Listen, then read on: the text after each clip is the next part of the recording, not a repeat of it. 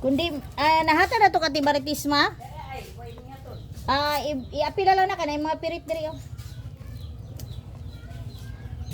So kani siya inani ka gwapa ang ginawa marinate ni mama. So kani siya posibleng marinito na po ni mama kay salamat dahil sa naghatag ani no. Sa naghatag aning isda kay kami wala man gud mi kuha. Salamat kaayo sa naghatag ani kabalo na ka kung kinsa ni. Gwapa kaayo. Inani ang ginaparas ni mama or para himuong marinate, himuon niyang minarinate na matambaka. So gwapa kaino niya, presko pa jud kaayo.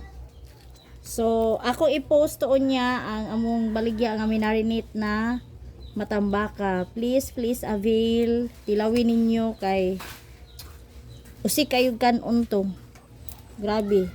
Oh, as in ka gwapa sa matambaka, nagsinaw-sinaw ang matambaka sa tiyong gwapa. Uy, na gold ang matambaka. Gold po kay nagpresyo ron. Pero kay hinatag man ni, so dili na to ibaligya. Ato rin siyang i-marinate. Kay puhon nga walay panagat, so natay pang sudan. No, at the same time, pag mag-marinate mang god, i-preserve nimo to siya sa ref. Kay minarinate man to siya. So dili to nimo pasagdan lang nga naara sa gawas. So i-preserve nimo sa ref para dili siya madaot. So try our marinated matambaka. Gwapa kayo. Please avail our marinated. Inani to siya kagwapa bago to siya gi-marinate. Bago giparas. So kuara gud to ma nasa i-off. So mo ni siya ang finished product ani.